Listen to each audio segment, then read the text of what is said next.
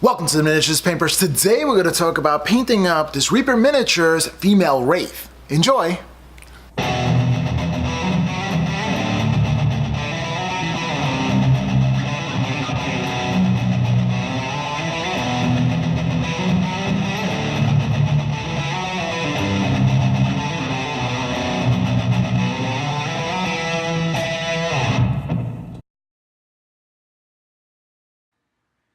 Hello and welcome back. Here we start off with some basing material. I have some construction sand, and here we have some standard road gravel that I got from the side of the road, and some baking powder with some PVC glue, that's white glue or Elmer's glue, and some water back here. I'm filming this with my new camera, so I'm still learning a lot of stuff about this camera, so bear with me. So you get the stuff up and you just mix it up. Now I usually take the back of some kind of wooden piece that I could find. This was like a cotton swab that was a medical one. Anyway, we have primer. Yes, that's right, primer. You may ask yourself, well, why are you going to prime it? Because it looks like it's primed already. Yes, it is primed already, although I do prime up my miniatures before I reprime them, for the simple reason is the first time you prime them, you're going to find these things called mold lines, all the ones that escaped you from the first time you try to take the mold lines off. For some reason, I can never get the mold lines off on the first shot. So I just prime it up, and that really shows exactly where all the mold lines are. So if you're going to remove mold lines effectively, make sure you primer it up. Okay, so here's the second layer of primer. This is primer, a gray primer with a black primer, just to build in some of the shadows. I didn't want to go too dark with the shadows because I really wanted to have like an ethereal kind of glow. That was what I was going for, some ethereal sense. So doing that kind of material, I didn't want to go all the way black. So I wanted to go like a dark gray for that. Here I'm using a Badger airbrush, and I'm using Style Res Primer. If you haven't used this stuff, guys, I would highly recommend it because it's self-leveling.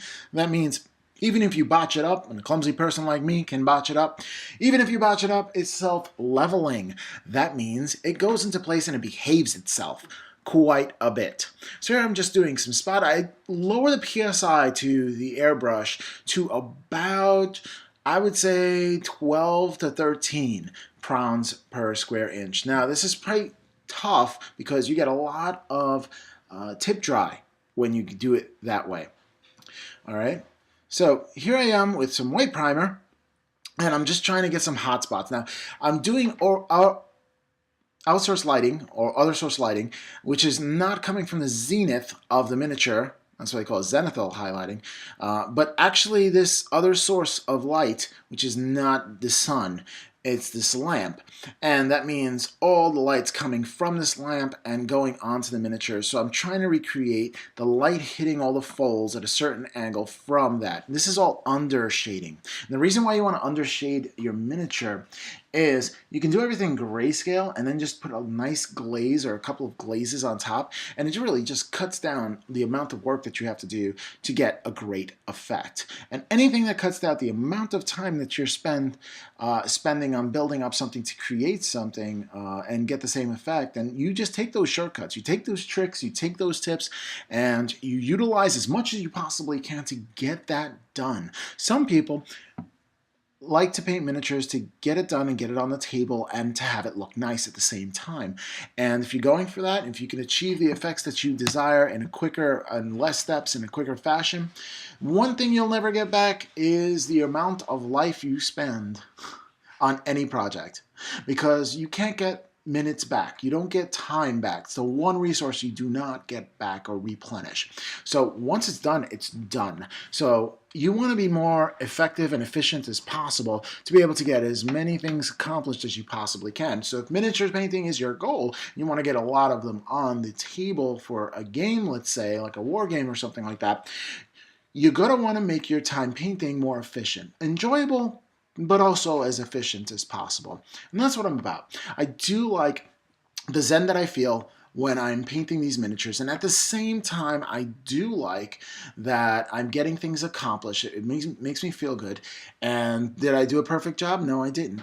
Am I at the end of this journey for painting? No, I'm not. So as long as you're not at the end of the journey, then it's okay to make mistakes as long as you keep learning. See, in this one, I'm trying to push myself and do some wet blending. I'm doing some other source lighting and practicing with the other source lighting. Also, I used ghost tints, and I'm playing around with ghost tints as well and learning how to use that. So I'm always trying to learn something new on a model.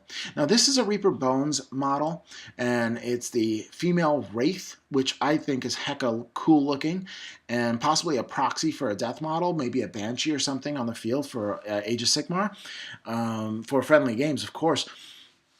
And I just think it looks hecka cool, and it would look great on any D&D table.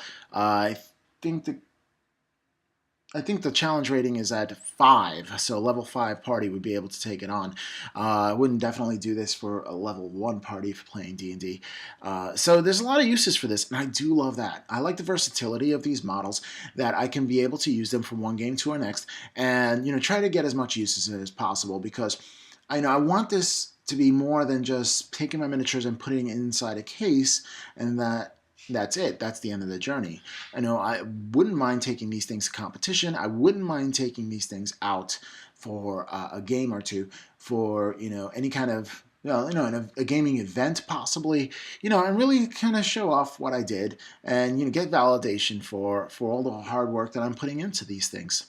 Also the thing that gives me validation for all the hard work that I'm putting into these things are helping people out, because that's definitely my passion. I love helping people out. So if you're struggling like I was struggling, I've been struggling to paint miniatures since the early 2000s, and I really didn't get a lot of the concepts, but now, oh, it's the golden age of miniature painting. That's what I call it, because not only has it become more and more acceptable with the acceptance of D&D and how large that is growing. 5th edition is huge. You have shows like Acquisitions Incorporated touring the country. You have, a lot of podcasts like Drunks and Dragons. They're gaining so much popularity. It's becoming more culturally acceptable. Nerds are ruling, man. We have Marvel Comics and DC Comics in the movies, and it's just a day-to-day thing. It's just amazing how when you were younger, you kind of want to hide the fact that, yeah, I'm a comic book nerd, and yeah, I play D&D, and, Tom Hanks had a movie that, he just jumped off the roof of a building because he played D&D, which is absolutely ridiculous. It just pumped in a lot of fear to a lot of people, like that game was evil, and it's really not. Everybody can take anything to the extent of, making it ridiculous. You can take painting, like painting a regular canvas picture, to the extent of ridiculousness, if you paint like an image of, really impactful, shocking things, and you could take it to the effect that people think it's not socially acceptable if you paint something. But if you paint clouds and pretty things, then people are like, oh yeah, that's totally acceptable. So, anybody can take any beautiful art form or anything like that and perverse it and make it like really bad. So, it's not about the actual art itself or the game itself, or not about, what it is that you're doing. It's more like, who is the person doing it? I spoke to this a lot. People being irresponsible with guns. It's the person that's being the irresponsible person. And, because people hunt, so we're not going to do away with hunting if we get rid of guns, are we? I don't know. Some people hunt, and I like hunting. I like that people hunt. I don't hunt myself, but I do like that people hunt. So, because I don't want to crash into a deer, really depopulize that, That's just me. I know if you saw Bambi right now, you'd probably hate me, but that's okay. That's okay. I'd rather not die from an antler in the neck or something while I'm driving down the road, because yeah, that's a rational fear. Yeah. Okay, getting back, because that's the paint and ramble here. This is why we call paint and chat, because I'm just chatting about whatever while I'm painting. All right, so now what I'm doing here is just building up white. And building up white, to me, is rough. And even with this other source lighting, and even with that helping me, it is such a pain in the poops. Really. I really would like, Vince Venturella had recommended War Colors paint for white, because it doesn't chalk up even if you thin it down. Every other white chalks up. You have to put so many layers on it, and it's so difficult to build up those layers that, I'd really rather something that would go on and have a little bit more, like have it a little easier to work with than this, because it's so time consuming to build this up. So I'm going to look into it, and if you haven't tried it, maybe if you have tried it, please leave a comment down below and let me know how it is to work with the War Colors white, and I'd really love to do that. Okay, so all the whites put in, and I have the faded look right there, and I really like the way it looks. I'm almost afraid to put on the Source lighting because, I really don't want to mess up those flowing robes, because I really think they came out really, really nicely. But I go for it anyway. So right now, I am putting some paint onto the wet palette, or I have there, and I'm mixing in some paint, and I'm just trying to darken in the green areas there. So it's that Colea green shade that I put on there to create that. And I really like the shades from Citadel Games Workshop. I do like those shades, and I do use them, but I dilute them down, and I mix them with other colors. So I really don't use them like other people use it, that I'm just like drenching my models in that shade. What I'm doing is I'm mixing it with other colors and getting that, because essentially that's a medium, like it's a matte medium with well, they call it Lamium medium. It's like a matte medium with a little bit of ink in it, it seems. And I mean, that's pretty much, there you go. So why not mix that in with other colors? I mix ink with paint all the time, because it really brings out the color, the basic color from the paint. The ink will stain it to that next level, to that popping kind of color, and that's why I really like to use intense kind of inks to pair it with some paint. So why not do that with shade? And that's exactly what I did here, and it came out, it had a really good effect. I really like the way it came out. So working with those two mediums, I mean, it's a lot of fun, and it's a lot of experimenting. Again, I've said this in other videos. If you've seen other videos, if you haven't seen other videos, I really, really do like experimenting with these Reaper bones, because it's not an expensive model, and I don't have to really worry about it like I'm going to mess it up or anything like that. So I feel as if I'm more empowered to make, some wild decisions and think out the box and push myself in a certain direction. I do want to get better as a painter, and if you're not pushing yourself in a certain direction, you're really not going to overcome a lot of the hurdles that's going to present itself when it comes to a challenge. And I say a challenge instead of just painting, because that goes with life. If you're not going to push yourself to the next level, you're always going to stay on that level. The only way to level up is that you have to go through the grind and do the difficult thing to be able to get to the next level, especially if you start getting into the higher levels, because as you know, I'm going to use a D&D reference. If you are, level 19, by the time you get to level 20, you'd have to fight some pretty difficult things to get there, or role play your butt off. One or the other, or both. In order to do it. So, and in life, you got your master's, let's say, and you're going for your doctorate, you're going to the next level, right? And it's going to be just that much more work, that much more responsibility, that much more that is expected of you. And you're just getting to that next level, right? So the only way you're going to improve is you got to do things that you're afraid of doing. You have to put in the time, you got to put in the effort, and you got to put in the work and to get to that next level. If not, you're going to just plateau and stay at a certain skill level, and that's it. And if you're fine at that skill level, whatever skill level you're plateauing in, and you're okay with that, that's great. That's great. You stay there. But if you ever were curious, like the grass is always greener on the other side, right? If you ever were curious to see how well you can do, and to really fulfill your potential at doing this, and since you're doing it and you're doing so many models of it, why not, right? That's my thing. I don't know. Hopefully it's your thing, and if it's not your thing, like I said, it's fine. Everybody has their own journey and their own path. Mine is to become an incredible painter. I don't know if I'm okay. I think I'm okay.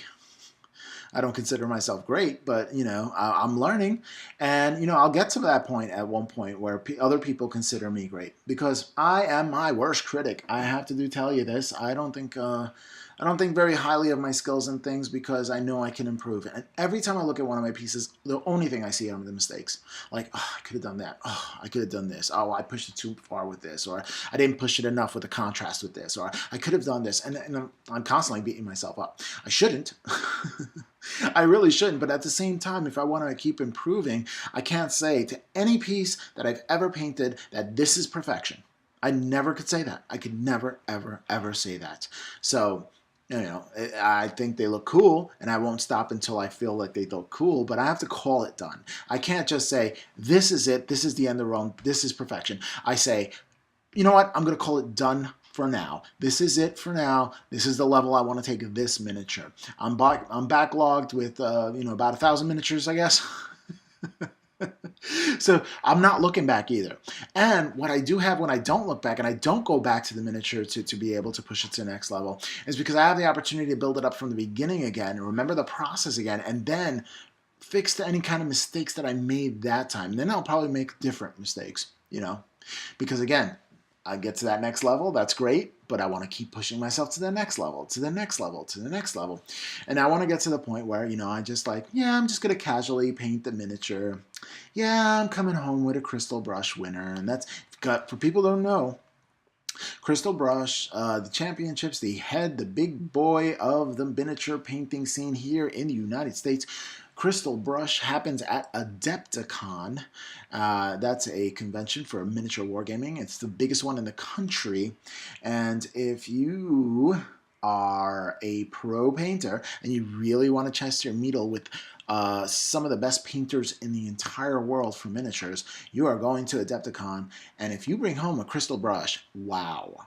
You might, if you bring home the gold crystal brush, I believe it's $10,000 to win that competition. So, you know, competition is pretty fierce.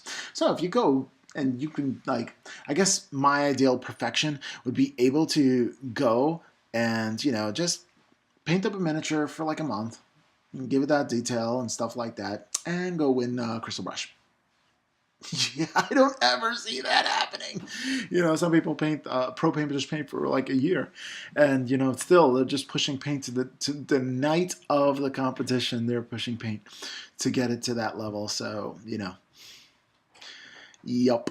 I don't know. I don't know if I'll ever reach that direction, but you know what? I'm definitely going to try, and that's the point. Trying to keep pushing yourself to that next level is going to just come out with a lot of cooler models. And if you look at this right here, man, I think this is hecka cool. In fact, I am afraid to put the ghost tint on there, but I do it anyway because I really do like the way that looks the way it is right now. I think it's really, really cool. And all I'm trying to do now is to take some white, some gray, blue gray, green gray, I'm sorry, some green gray, and just try to lighten up some areas which I think the light might hit it on the area, and to show some more interest in. Now, the only thing about having this kind of green and going to this level, I don't know if it actually looks spectral or it actually looks like mermaidish. You know, I don't know if that's a word. That's not a word. That's definitely not a word. I invented a word in the miniatures paintbrush. Mermaid. I can't even say the word that I just invented. That's how we do. Mermaidish. There you go. All right. Anywho, just having some fun. I do want to talk a bit about the Wraith itself, this miniature itself. This miniature came from the Reaper Bones Graveyard expansion. I'm sure you can buy it as a single miniature if you go on to Reaper's website. I don't know if it's available right now or not, but it should be, I guess. Because this is Reaper Bones 3 Kickstarter that I had picked up, and you know, it was relatively, I mean, really, you got a lot of models for your Del Remy, you know, really. And I kind of wanted to kind of get some of these done and have some fun painting. And I'm really having a lot of fun painting these Reaper Bones. A lot of fun. Now, am I solely going to paint Reaper Bones right now? No, I'm not. In fact, this should be, like, I'm going to alternate between this Reaper Bones, this miniature right here, and right now I'm focusing in on some Fenrison Wolves for my Space Wolf army. I am painting up that battle box, that battle force that I picked up, and oh my goodness, it's been a while ever since I painted up my blood claws a while back, a couple of months ago, and I painted those up. Doing those 15 models to that level, which I was pushing myself, learning non-metallic metal gold on the trim, and just like pushing myself to that level, and in doing that, it really wore me out. It really, really wore me out. I felt pooped, I gotta tell you, and not the type that I have to clean up. The more like the type that I just need to fall down and fall asleep.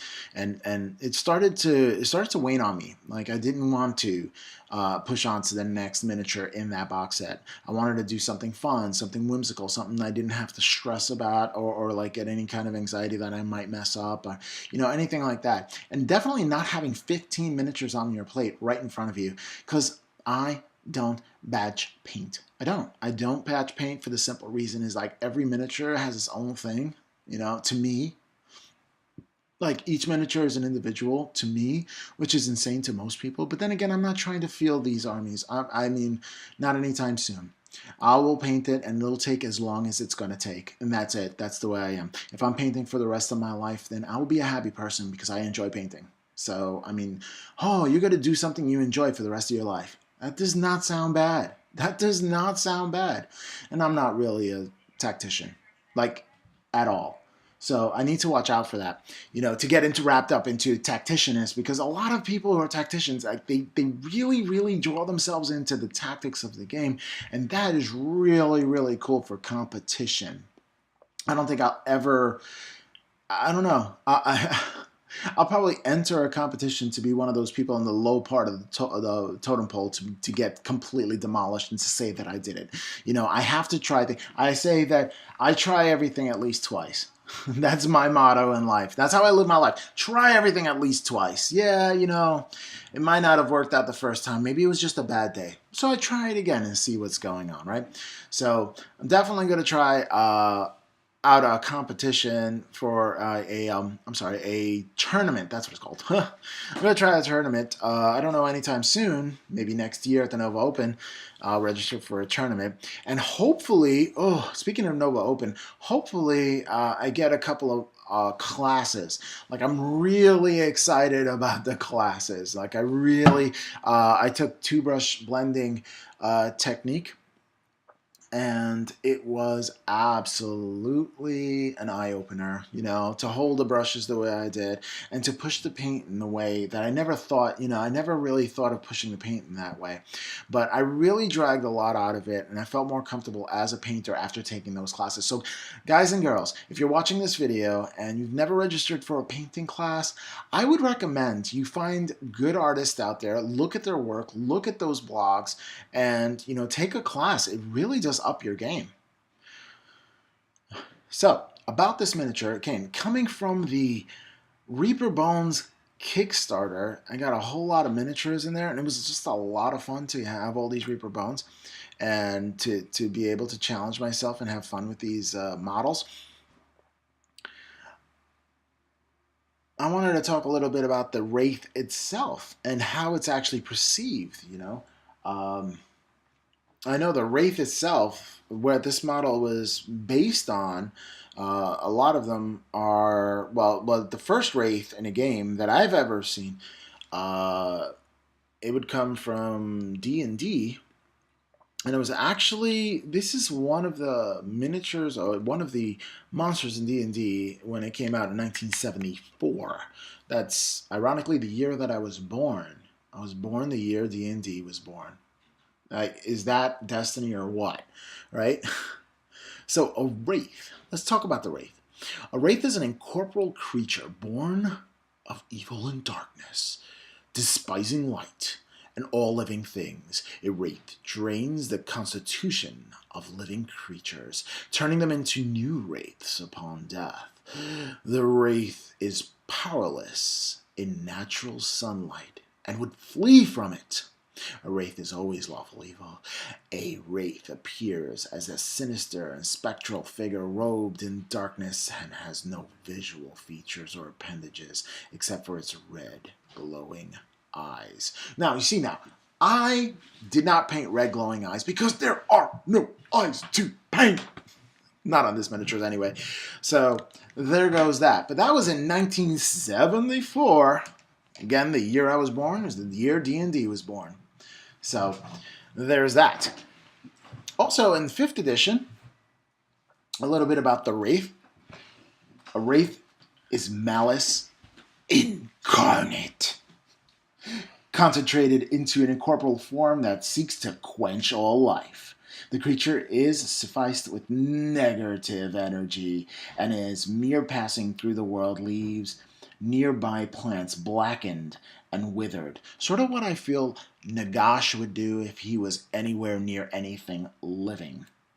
Speaking of which, I really want a Battle Force box from the Sylvanet. I really do. I missed the opportunity last year, and, if anybody out there has one, man, just, yeah, that would be amazing. Amazing! Because, there's so many good things in that box. And then I get a starter set after that and just go to town. Because I have this huge death army. I don't know why I didn't even think of this. What would be cooler than to fight against the life army, right? Anywho, I digress. Let's get back. Animals free from its presence. Even small fires can be extinguished by the sucking oblivion of the Wraith's horrifying existence.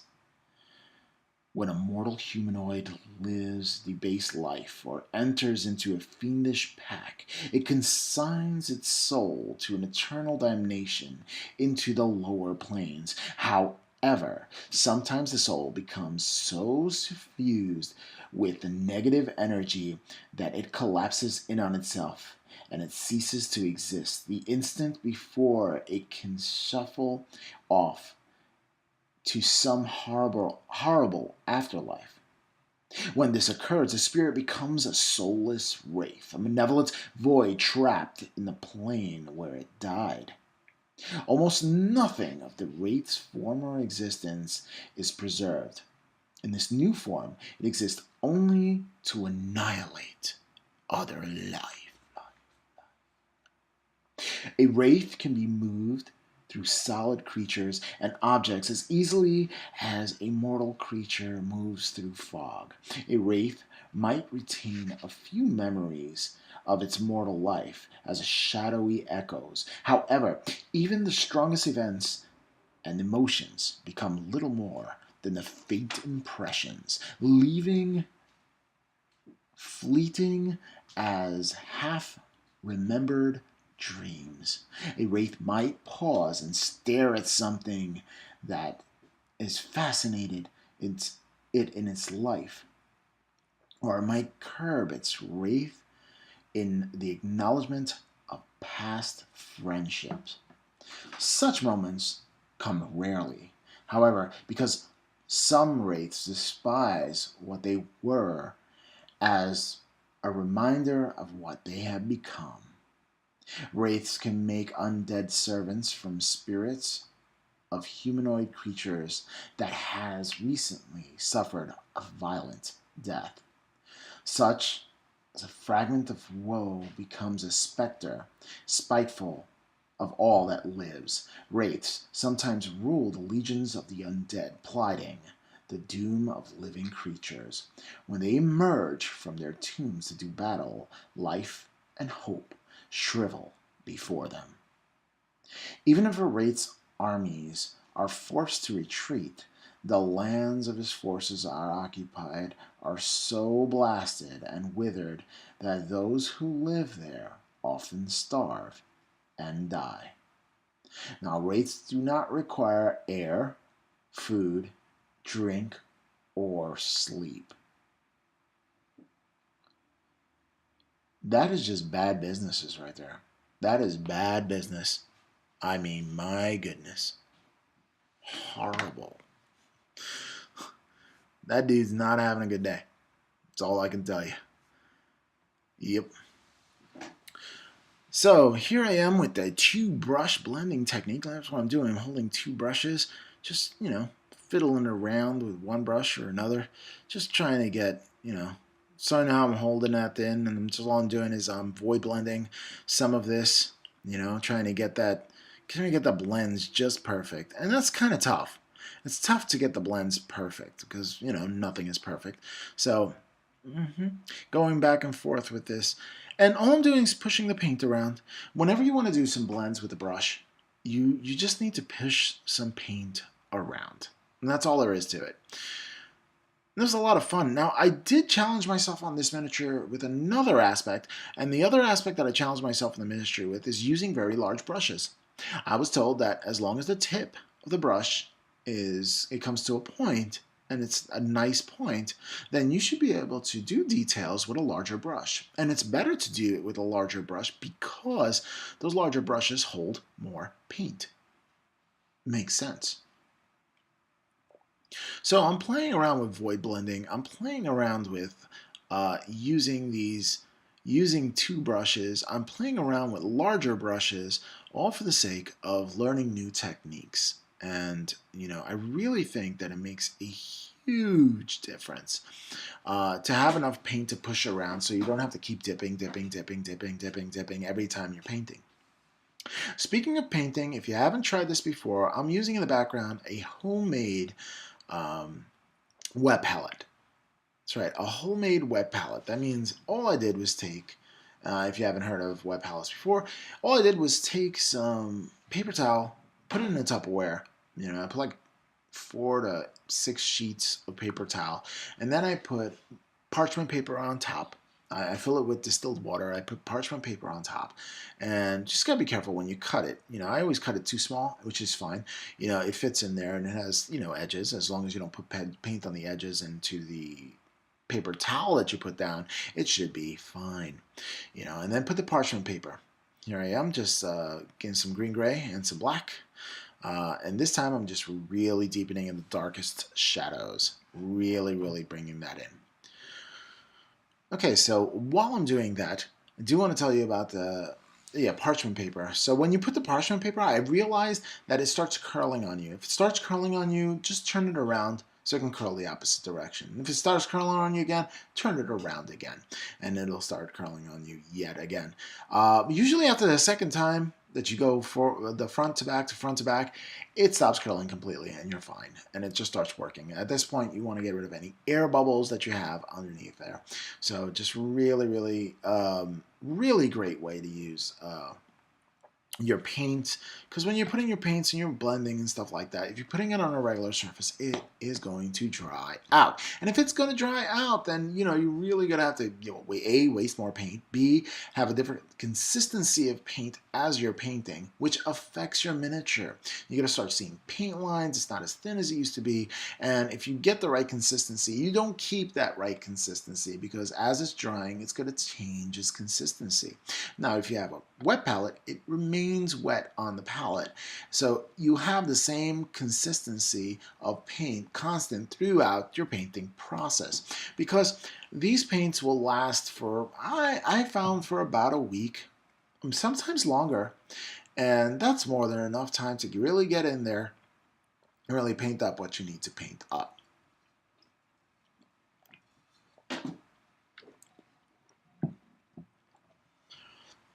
So just trying some void blending, something new.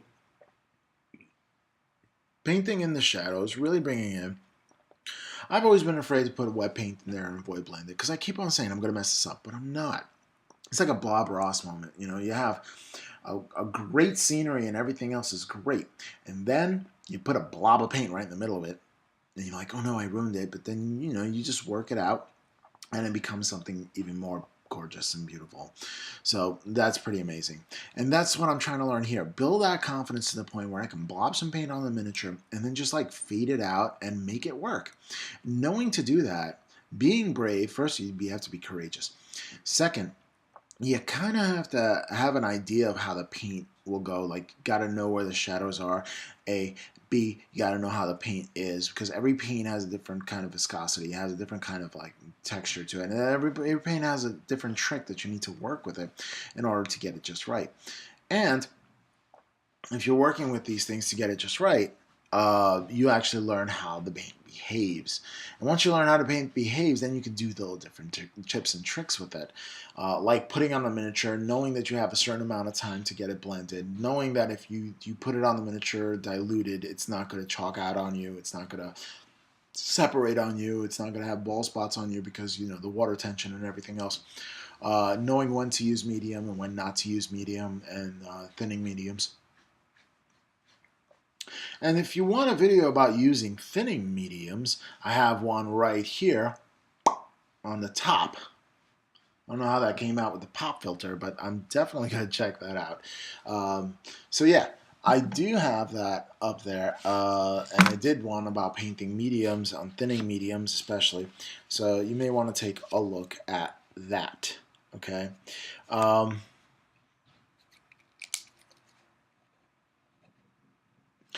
So here I am with some more shade, and I'm playing around with a lot of shades. Simply, I'm going to start hitting, you know, different areas of the miniature, really getting into those recesses. This time is straight shade, and I'm going from paint to a straight shade, and I do that sometimes. This time I am using it as it was intended, but I'm using very light strokes, you know, and getting into the deepest, darkest areas and really bringing out those shadows. And then I'm going to, you know, void blend it later on with some more color. So really just, it wasn't getting as dark as I wanted it to get, so I really needed to really push that contrast. And that's it. I really wanted to work at pushing contrast here. That's something I wanted to do. I'm working on wet blending, something I want to do. Working on void blending, that's something I want to do. And it's not like I can only just use one technique per miniature. I use a host of techniques to be able to, you know, accomplish a good miniature standard. At least that's what I call a good miniature standard for myself.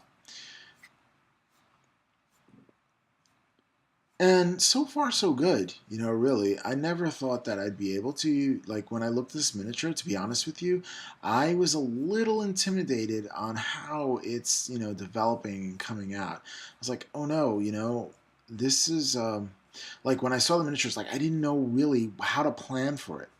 And that was my biggest fear. Like I wasn't going to be able to plan to build this miniature effectively. And so I I hesitated. I hesitated on putting this miniature together. I was like, oh, what am I going to do? It has to be impressive for what I'm going to do. So it kind of all came together. And I'm finding this weird thing that, you know, just going and doing, and it kind of figures itself out. Like, I don't even know why that's, like, how that's a possible thing. Like, it's got to figure itself out. And it sounds like a ridiculous thing to say. Time for some flesh tones. It sounds like a ridiculous thing to say. It's that the miniature itself is going to figure itself out. But I don't know. It's like, it speaks to me in a way where it's like, this would look nice with this color. This would look nice with this color. Why don't you try this color? You know, and I don't know. I get into a mood and I go for it. Have you ever done that? If you're painting miniatures, have you ever felt like, I want to go in this direction, and you just go for it?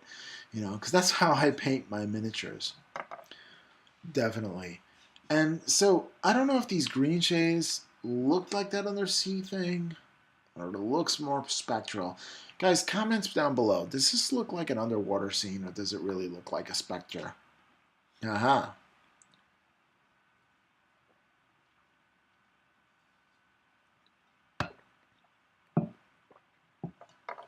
Sorry about that. I need to drink some fine liquid. My fine liquid consists of Crystal Light. That's right. I'm hardcore. I drink the Crystal Light, bruh. Anywho. So, playing around with models. I'm telling you about models, battle forces, and stuff like that. Again, Sylvaneth, guys, girls, if you don't want, let me know. Other than that, I did have Stormcast Eternals. It's an amazing set. Yeah, that's amazing. And that's how. Like, I really like the Raptor. I hope that's what it's called. I'm probably messing that up. But I really like that figure. And then this box set is absolutely, man, those figures are gorgeous. They're absolutely gorgeous. They really look cool. The only one I don't like from the Tau is really the one without the arms, because come on, man, it needs arms. It just does. It does. And I always wanted to build some like Gundam style models, and I never did before. But yeah, I do have all these 40K miniatures, so having the Tau is about the closest thing that I can get to that. So that's what I was going for. So now I'm painting skin tones, and I want it to be a bit different from the ogre that I had painted.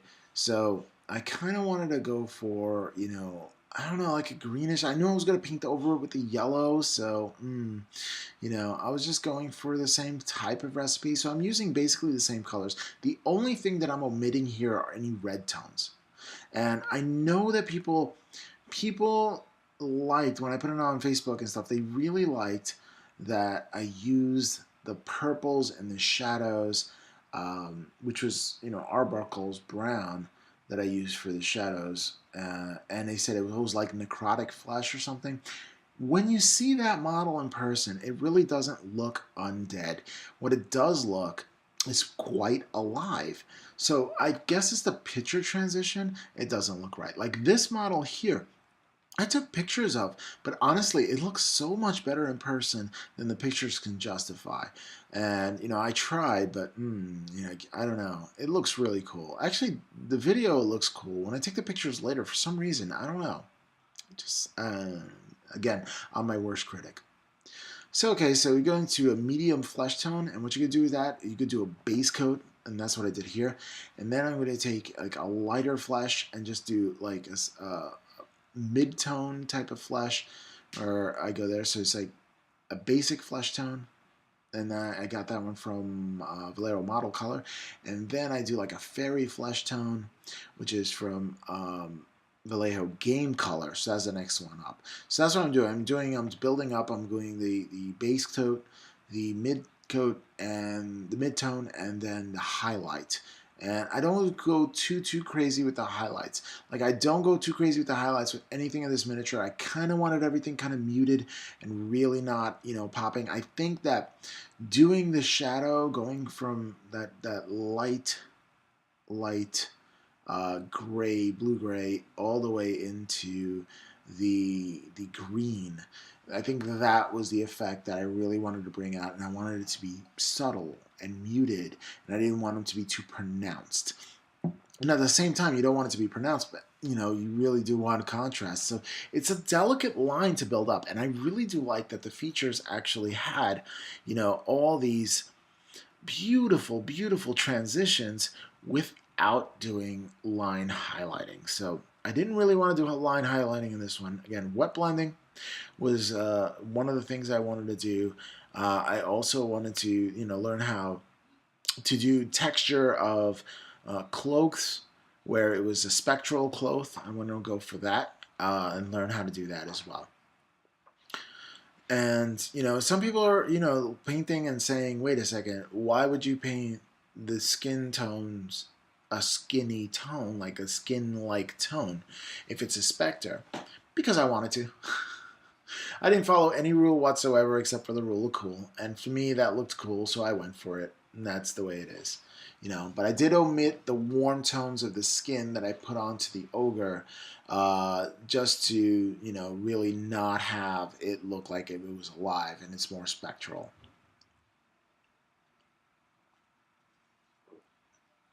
Plus, I wanted to bring out the green tones in the shadow. So, okay, medium flesh tone to basic flesh tone.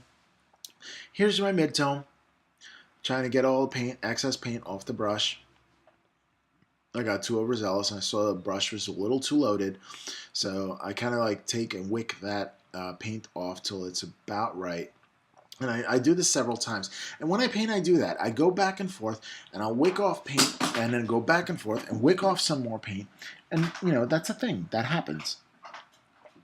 Until I get to consistency where I feel I'm comfortable with, and not fray the brush. That's an important thing. And when I do, then I'm just going to go for some highlights. And then just go mid-tone, so broad strokes, but sticking to the highlight areas. And that's all I'm doing. with the skin tone. All in all, I think the miniature came out really, really well. Playing around with ghost tints, I think next time I need to thin it down. Like at first, I think that maybe I didn't need to thin the ghost tints down, and I think it paint spattered a little bit, which was concerning for me. So live and learn. That's what you do with these models. Um, could I have left it with the green and the white? Yeah, I guess I could have. You know, I don't know.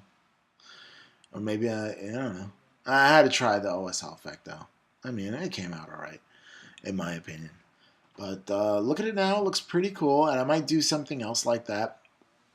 And really just paint it out, maybe without the lantern or something like that. Possibly, I could have converted that lantern.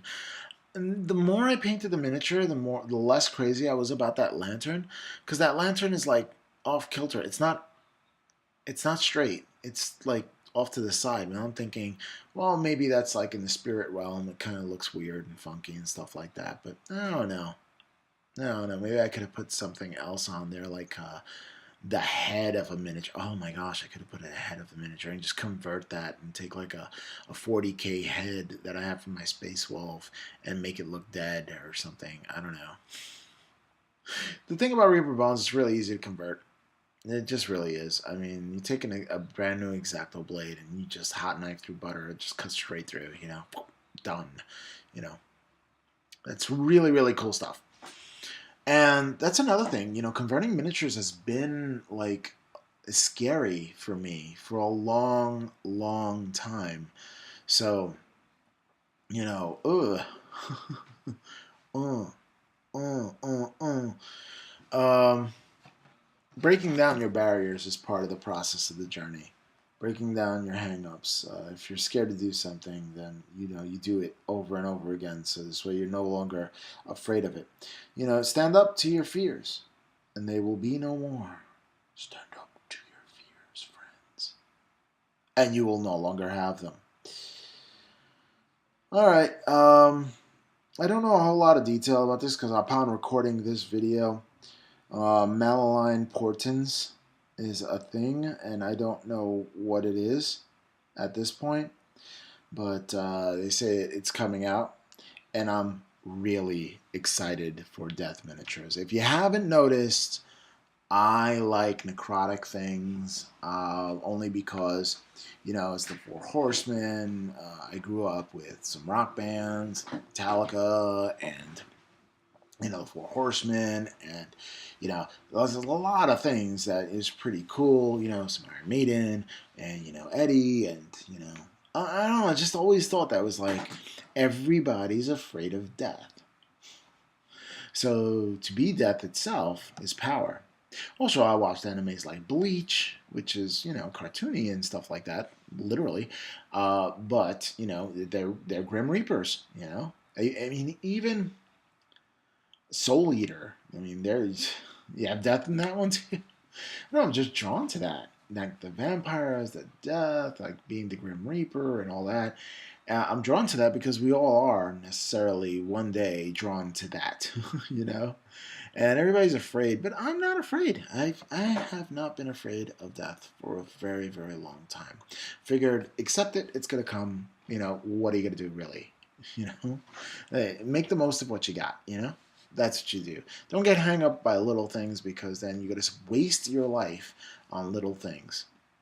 And I used to play a lot of video games, not so much anymore. I am playing Ni no Kuni. I'm going to beat that one of these years. Still have a PS3, not a PS4 yet, because I refuse to get a PS4 until I beat all my PS3 games, but I don't really play because, once you finish a game, what do you really have to show for it? All right, time for some pale flesh. And you can go as high as fairy flesh if you'd like to with this. You don't want to go too warm. You kind of want to light up. And, I really like playing with the colors on this miniature. I really like bringing up, playing with the flesh tones. I don't know. What do you think? Do you think I should have had some reds in here? I don't know. I don't know. It's an ethereal thing. I wanted to keep it as pale as I possibly could, without bringing reds into it. 'Cause red is a warm color, I kind of want to leave the greens in there, and the greens and the reds, we'll have Christmas or watermelons. I've tried green and red before on my on one of my miniatures for death, where I had banshees running around, and they had green into a livery green, and it looked like a watermelon. It really did. The more I think of it, the only reason why I put the red in there because I was told that the book, the necrotic book that they were holding, had red in it, and it didn't really match everything else. So I had to throw some red somewhere else, try it, and then I was told that why they even bother doing that. So I don't know. It was kind of conflicting. I was talking to a lot of different artists, and I guess a lot of different artists, too many cooks, spoil it. So I learned to start listening to myself and what I think is cool. And I just keep on doing the best that I can with what I have. Again, doing the best that you can with the time that you have.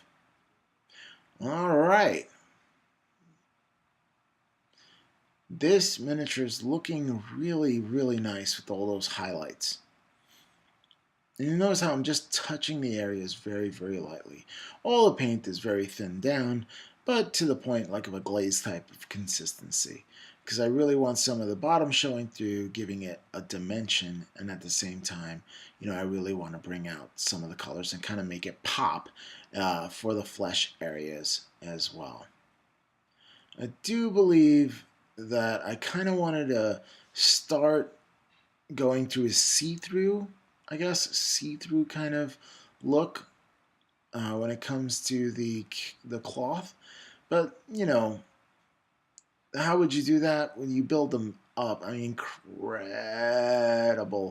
incredibly build them up very slowly. And just, I wanted to give that little translucent look, so I'm going to put some of that light flesh tone in there, like really, really, really, really, really thin down, just to see, have a see-through kind of look to it, just a little bit. I didn't know how far I wanted to push that, but then after a while I decided, yeah, I kind of don't want to go in that direction too much, so just very lightly. And I'm going to learn how to do that. Like I'm sure I'm going to paint something relatively soon, and it's going to have a flowing dress, and I kind of want to make it see-through, like a very sheer dress would be kind of cool. So yep, just pushing paint around. That's the whole idea of blending. You kind of just put a little bit of blob of paint in there and kind of push it around. And if as you're pushing it around, you kind of want to have slow dry in there. Because slow dry, whenever you're wet blending, slow dry definitely extends the time. It does what it says. It extends the time in which you can play with the paint and blend it together and make it look great. So I recommend Liquitex. This is the only thing I've ever used. I can only recommend Liquitex. I don't know if there's any other ones in there, slow dry, that will help you. I know there are drying retarders. I know Minotaur has one, and I do have it, but I've just never used it. I should start using it and give you a review on that while I use it. Why not? It's something else. Something else to try out. I'm always trying to try out some new things. You have to pardon me. I was scratching my leg. For some reason, my legs are constantly itching. I think I'm getting old, and I think I'm getting varicose veins. I don't know. They say those things itch. Tell you guys, and girls, once you hit 40, they say some people say, you get to your golden age and you slowly go downhill. I don't think it's a slow descent. I think it's a cliff. Once I hit 40, it's like, yeah, no, I'm not running 5 miles up a hill anymore, because I used to run 5 miles every day up hills. Straight up hills. Like, just do like a mountain climb. Do it, man. Just jog up a mountain. Hey, what are you doing? Jogging up a mountain every day. Oh, well, that's great. You do that. Yep, I was very, very, very athletic. And now, like, my body is just changing. It changes as you get older. I guess your taste change and everything else. But miniatures painting has been with me the whole time. Like, my brother, he helped me paint some scale models because I used to watch him and I was fascinated with it. My other brother, he had bought Dragon Quest, the game, and I was fascinated by those miniatures. I really was. And then, I used to read Dragon Magazine when I was in high school and everything else. So, like, by 1992, I was like, wow, I wish I could paint those things. And it never really came to fruition until I came to a game store. It was like the year 2000. And, I said, life's too short. And I went into the Complete Strategist in Manhattan. It's right by the Empire State Building. Actually, I think it's in the Empire State Building. Like, one of the stores right around it. And I saw a miniature. And it was Protector of the Menoth. It was this girl coming up, and the chains, she had chains on, and she was moaning, and I was like, that is the coolest painted miniature I think I've ever seen.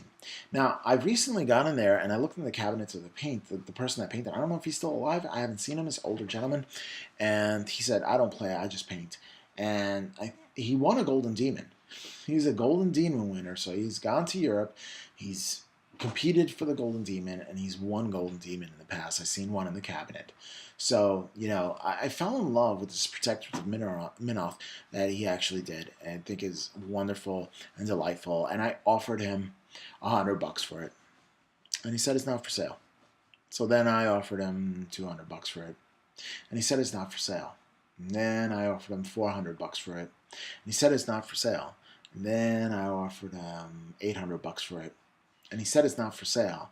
And then I offered him $1,000 for it, and he said it's not for sale. And he said, stop asking, it's not for sale, period. But if you want to buy the model, I do have the model. And if you want to buy the paints and paintbrushes, I have paintbrushes and I have paints.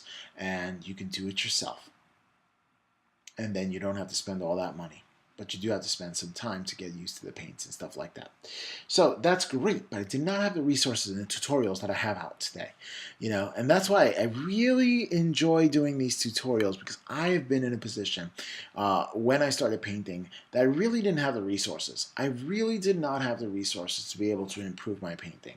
So I kind of just want to help others. This is pretty cool. I'm very passionate about this.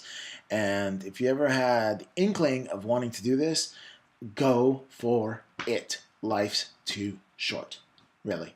And a bumbling person like me to be able to do this, then if I can do it, you can do it. There's no ifs, ands, or buts, because I'm clumsy, and I've gotten impatient before. I didn't really know anything, and I started with just about nothing and just looking on YouTube and really learning how to do these things. Now, I did buy CDs. I think it was Miniature Mentor. I bought a CD on how to do it, and it taught me about glazing, and it taught me about slowly bringing up these colors. And then I always said, man, it just takes too long to paint like that. And then I'm going right back to what I learned from those CDs anyway. So building that back up, and it's pretty cool. It's pretty cool that it comes around full circle like that, where here you are, starting learning how to paint, and you're doing a technique, and you're like, wow, this is an overwhelming technique. And then going back to it, and then going straight to that same technique to be able to do it with glazing. I think that's amazing how life works like that. I mean, it worked back then, it's going to work now. The only difference is that the miniatures that I painted back in '01, I actually put it on Cool Minis or Not's website when it comes to painting stuff, and they had really cool stuff. I mean, but the basing materials that I chose was kind of choppy, and they tore me apart. They said, you can't just take a miniature and put it on a rock and call it a day, which is true, but they could have said it nicer than that, It really discouraged me, because I tried so hard on painting the miniature and getting really smooth blends with a brush, and it took me like a month of straight painting, and I'm talking about like a good 6 hours a day. Straight painting to be able to learn how to blend like that. Like this miniature here is achieving the same kind of blends, but I'm doing this in like 4 hours. Like I've gotten so much faster at achieving these blends. Okay, time for some intense wood. The intense wood is actually going with some matte medium. It's actually going onto the scythe. And I think that's amazing that it's going to paint that. Intense wood is a pretty cool product, because it really gives a lot of different dimensions. Like it stains it a little bit. I think it's pretty amazing how intense wood works. I mean, it's like it really, really brings a lot of character to the wood. And so intense wood is where you go. And that's an ink from scale 75. Speaking of paints and stuff like that, like I mentioned watercolors earlier with the white, I'd love a set of watercolors. I'd love a set of scale 75 paints. I would love a set of fantasy and game paints. I would love these things, you know. I think it would be amazing to get them. Who knows, there's birthday and Christmas coming up. I mean, you know, birthday's coming up at least. By the time I air this, it's going to be Christmas, it's going to be over. And I got to know what Important Tense is all about. You know, Death Faction. Go Death Faction. It's about time Death Faction got some love, really. I really am happy that they're getting some love. Which is preventing me from getting anything Kaidra and Overlord. It really is. It really is, because those battle boxes, you really don't get that many miniatures. Yes, you get these airships, but I don't know. I don't know if I'm taking the airships, personally. You know, other people can. That's another thing. Corn, the Daemons of Corn, the red ones. I'm not a fan. Not a fan. Like Malboja or something like that. I don't know. Just not a fan. I'm trying to picture it as a D&D game and stuff like that, maybe, but not my thing. You know, and everybody has their own factions that they kind of like or they dislike. Like, if you like tree people, I love tree people. Like, I would love some tree people. I really want that battle box. Okay, I'm going to stop complaining about that. I'm going to put that out there. I'm going to put that out in the community. So if anybody has those Sylvaneth battle boxes, I would love to have one, you know. I'm going to go to my local gaming store and see if they can muster up or talk to other stores or whatever they can, magic that they can do. But I think they only do their distributors, and that's about it. I don't know. I do not know. But the hunt is on. The hunt is on for that battle box set. I would love that. I would definitely love that. So there's a lot of things this year. Now those Battle Force boxes, man. Oh man, such a good deal. Like, such a good deal. They really are. They have the Gene Stealer ones. I'm not a Gene Stealer fan personally. This is just not my thing. You know, those aliens are not that for me. They're not. They don't do it for me. But Tau does. Oh, Tau. Guys, I do want to apologize if it comes out of focus a little bit. I'm learning this new camera, so you know it has not perfected just yet. So I may go in and out of focus a little bit. And this is something new for this camera to do. Usually it just kind of follows you and autofocuses. So, but sometimes it doesn't. Like it doesn't. I don't know. I'm just learning how to do it. And again, the same thing with the miniature paint thing is the same thing as, you know, doing YouTube and setting things up and, you know, recording and editing and using, you know, software to edit. This is all an adventure for me. You know, this is all new for me. So I'm just going to go ahead and have some fun with it while I'm doing it. And hopefully you like it. That's my ultimate goal. And hopefully you like it. You share it with others. If anybody has some help or some questions and you see something that I'm doing in any of these videos that might be able to help somebody, you know, sharing with others is the nicest thing that you possibly can do.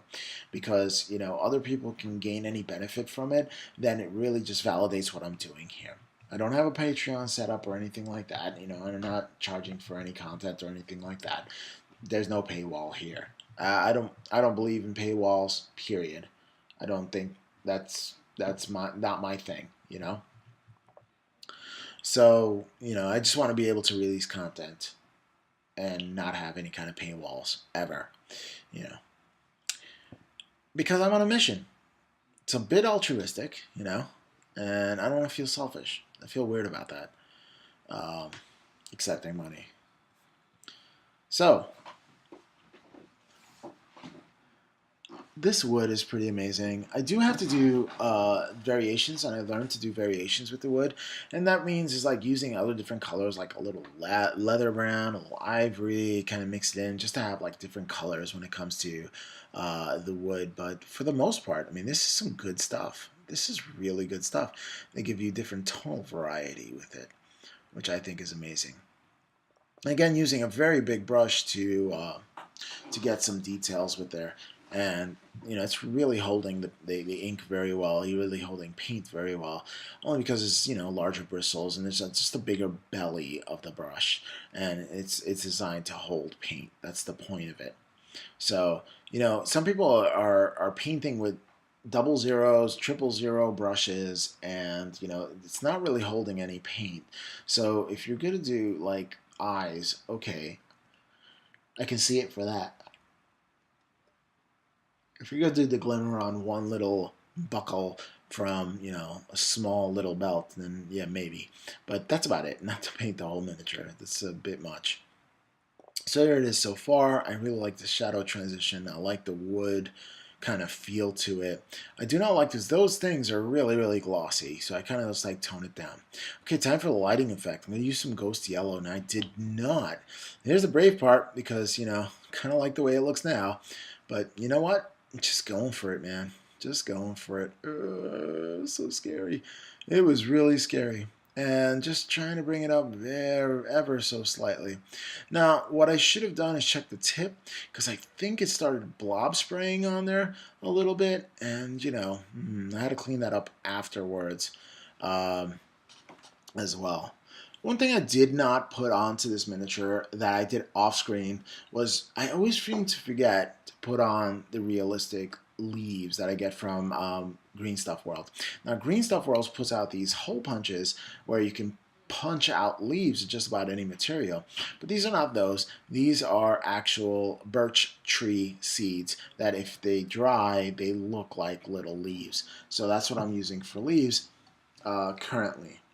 Now, Green Stuff Worlds has a whole bunch, a slew of great, great, great products.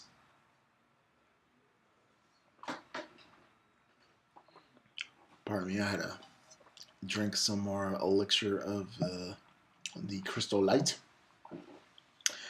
All right. At first, I really, really liked the Ghost Tint. I was really happy with it. But I do think that I should have thinned it down just a bit more. Well, just a bit, so this way, not shoot it straight through the airbrush, because the tip kind of gets dry. And if you have a dry tip while you're doing this, it'll fade away. But, I mean, it's not so bad. I mean, really. Some people said that I pushed the yellow a little too far. I don't know. I mean, it looked okay to me. I think that was just, really basic. I didn't overdid it. I don't think I overdid it much. But, some people do it that way, and they said, oh, no, it should be a faint light instead of a very bright light. Also, the skull itself, I don't know, the base. The shadow is on the wrong end. But really cool, you know what I mean? I had the zone of light end before it hit the skull, so there you go. So, I think the body's just about done. And just a little bit of cleaning up, possibly. But what do you think? Think it came out all right there? Think it's too yellow? Did I get too intense? I don't know. All right, just trying to go for a little bit of like a dull non-metallic metal, not too shiny, not too shiny. It's pretty cool. Because I really don't want to go on to a top level like shiny sword or as a scythe. I didn't want to go too shiny with it because it's an ethereal blade, and I don't know how shiny ethereal blades are. I mean, I would think it's like undead, so it kind of has that gray muted tone to it. So here I am just trying to wet blend some highlights, doing great blend, trying to do some blends with the white, with the black, with the gray, and just really having some fun with it, and seeing if I can come up with some bright spots here on the scythe. Something I was scared of doing, some wet blending, but what the heck, I'm just going to go for it, right? Non-metallic metal, learning how to wet blend and is amazing if you can wet blend. Now, what I'm trying to do is a loaded brush too. That's something that I always wanted to try, and I don't know if I do it so well in this one because it's like, maybe not enough dark, and then I put the dark in, and I kind of just try to blend it back in together, and see how I'm blending it back and forth, and again, wet blending onto the miniature itself. I think it came out all right. It took a lot of practice. It definitely took a lot of practice to do. Sorry about the focus again, guys and girls. I really don't, and it's a brand new camera, so I really don't know how to operate it that well, but I'm just trying to do the best that I can. And this is a little nerve-wracking because, kind of going back and forth with these colors, and you don't want it to dry completely, so, a little nerve-wracking when it comes to wet blending. Am I an expert at doing this stuff? Absolutely not. So, there it is that. Alrighty, so as I push the color around, you see there's a very subtle transition there with the colors to be able to get that sparkly. Alright, time to base coat this sucker. Usually I base coat it with some white, the skull, and then I go and give a bone white to it and play back and forth with the bone white and the regular white. And the reason why I do this is because, I want to create a hot spot as well as, color everything like a bone. So I have the highlights there and try to do the highlights first and then come on with the bone color and get some of the shadows afterwards. And that's what I did with that skull. You see me pushing paint with that thing too. As far as the miniature is concerned, the miniature is pretty much done. So, again, sorry for the camera wigging out. I did not notice that, and I do apologize. But I do want to get, there it is. Then I do want to get the skull, so it doesn't take too long to be able to get back into focus. The thing about painting with this camera is the camera's in front of me while I'm painting. So I have to kind of look over or around the lens to be able to to paint. Like, I can't just paint and just have you see me paint. Like, I have to do it with the camera up in my face, which is an interesting prospect, right? I might be able to come from the top down and give it that kind of angle to be able to see it. I don't know. I do have a desktop, what is it called? A tripod. And, I may want to play around with that a little bit. Again, this is an adventure. It's not only an adventure for, modeling, an adventure for painting. It's also an adventure for videography and camera angles and recording and all this other cool stuff. So, when I say that painting miniatures is an adventure, I do mean that, it's an entire process. It's an entire process to be able to share this with you. And, it's a lot of work, but I feel like it's worth it. It really is. And I really am enjoying myself. And, it keeps me painting. Like, I know that I have videos to do, so I'm going to continuously try to keep painting as much as I possibly can in order to get more content. And, and deliver that content to you guys and really share it. It really feels good to have some kind of purpose out there, not just painting miniatures for the sake of painting miniatures, but painting miniatures so you can actually, help other people. Then helping people is part of what I do. And, teaching people is part of what I do, and that's ingrained. So why not take my passion for miniatures and do the two things that I love, helping and teaching people how to do things, the way that I'm doing it and what's working for me, And I kind of wish I had these videos for me when I started painting, because then, I would have started my game a long time ago, and I'd be at a different level right now. Okay, time for some bone white. Just straight to the palette, just straight bone white, and very, very diluted. And you're going to give yourself at least 5 coats. That's right, at least 5 coats. You say 2 thin coats? Yeah, 2 thin coats? My butt. More like 5. 5 to 7 coats, 8 coats maybe. 10 coats if you're feeling lucky. And you want a really smooth blend. But it has to be extremely diluted down. And you don't want it to be, you don't want blob to paint on there when you're doing this process, because it'll start pulling in the areas and give you an undesired effect. So be careful with that, not having too much paint in there. Alright, so it's time for some Agrax Earthshade. It's getting close when you start, putting some stuff on the base. And that's exactly what we're doing right now. We're just building up the shadows in the base. Now, I don't want it to be too dark. I kind of want it to be pretty light, actually. So going for that kind of colors, it comes natural to me to get muddy. I get muddy so quickly. For some reason, like, I always go for different browns for earth tones, and I wind up like wet brown. Wet brown mud. That's the color that always seems to follow me when it comes to these things. And I keep on changing it up and trying to do something a little different. Put the paint in a different order, or switch up the paints a little bit. And I just keep on ending up in the same place, which is just like a muddy kind of brown. So I have to be careful with that. I'm gonna play around with some dry brushing as well on this, just to pick out the different colors. I think it's important to pick out the different colors because you want to have some variations. But at the same time, you don't want your base to overpower your miniature at all. So you need to be careful of not overdoing it with the base and not making the base so outrageous that the miniature just gets lost in it. Because the entire point of the base is to showcase the miniature, to showcase the world the miniature is living in. So what I did there is put a tombstone in there, and I ordered those tombstones separately on Amazon.com.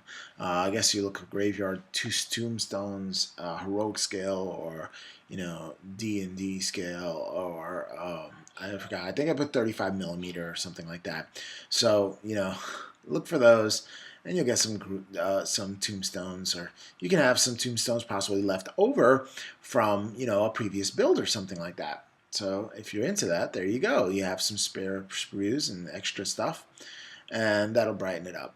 All right, so what I'm going to do is I'm going to dirty up this tombstone. It's a little bit too not so lit, so I kind of want to put a little glaze on there, a wash on there, so this way it just like glazes over that tombstone, and it doesn't quite look like, hello, I'm a tombstone, you should be dirty. So that's what we're getting.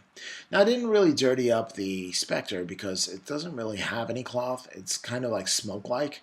So, I when it comes to ghosts, I believe that you need to paint them clean. They shouldn't be dirty at all because dirt can't even collect them. They're incorporeal. They're not clean, but they're not they can't get dirty. But there you go. All right, time for some hedge highlighting. And what I'm going to do is I'm going to do an edge highlight of that cold gray, and then I'm going to mix into some of the primer and some of the lighter gray, so this way I can just get the tips of it as well.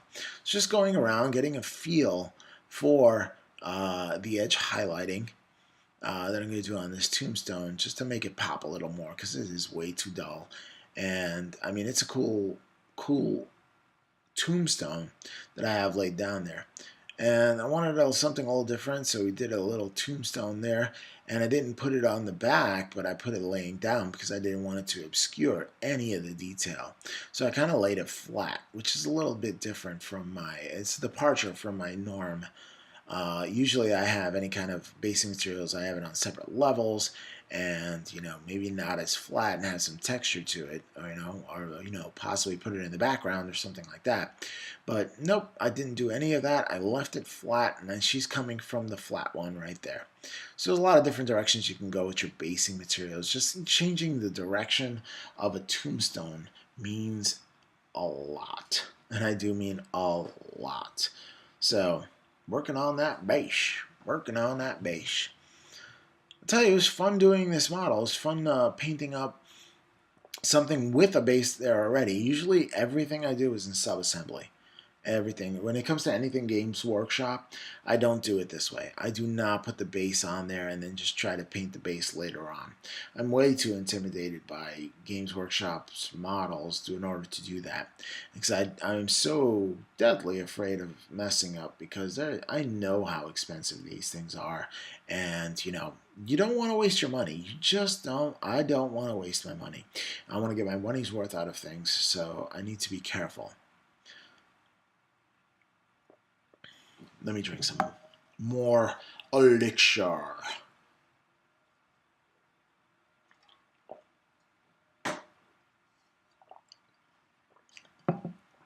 I try to do that away from the mic. I don't know how well it's picking up. Probably picks up a little too well. Time for some moss collection. I haven't used this, and I saw that at the bottom of my basing material.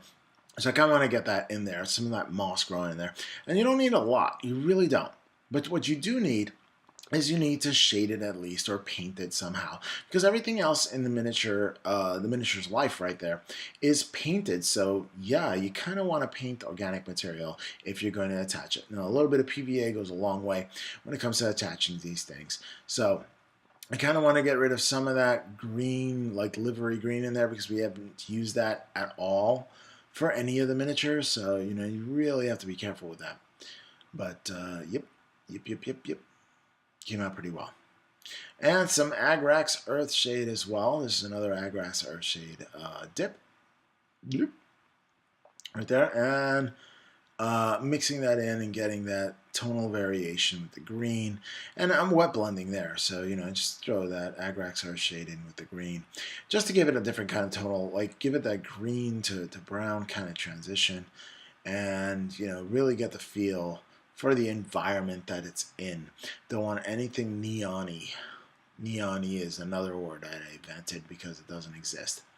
So there is that.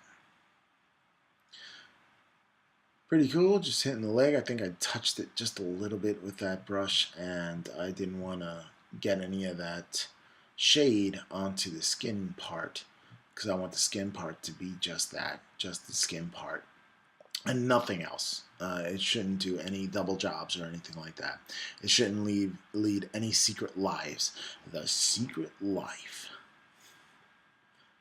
of a shade.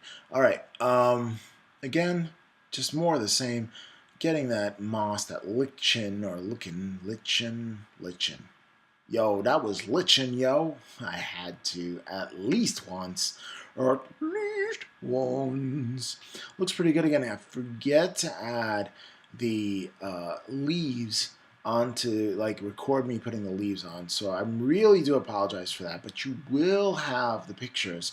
The pictures are going to definitely have the leaves on it. So again, the model's done. Just need to do the base now.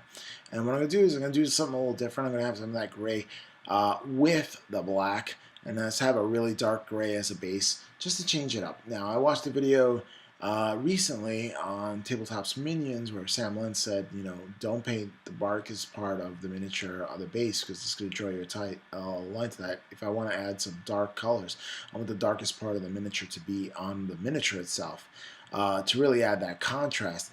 You know, so I wanted to try something new and just do a really dark gray base instead of the black base that I usually do, and see what it really looks like for the miniature, and see if it makes it pop or you know, really stand out.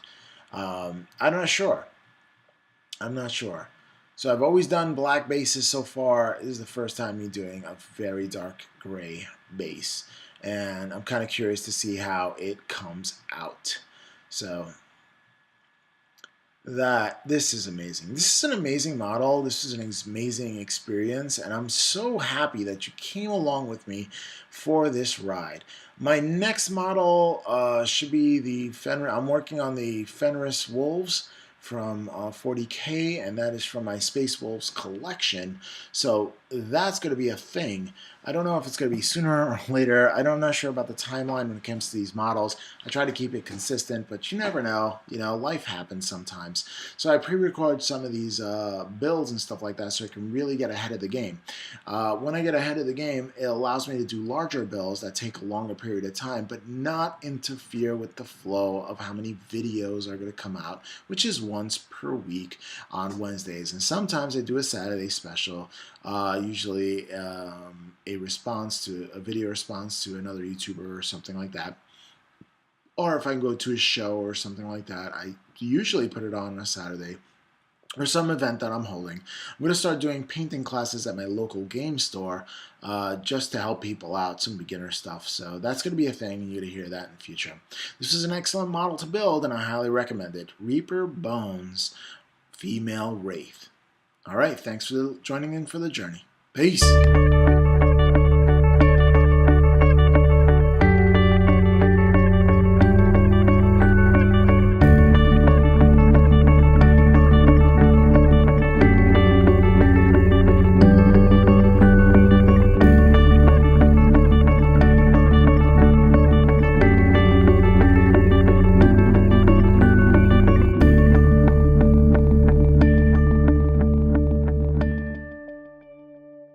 Well, here you have it. The female Wraith painted up. I like the way that I kind of did the cloth. I'm kind of experimenting with cloth and different materials. Also the OSL effect. Using those ghost tints was immensely helpful. Well, I hope you liked this video, and if you like this video, like, share, and subscribe. And I'll catch you next time on the Miniatures Paintbrush. Peace.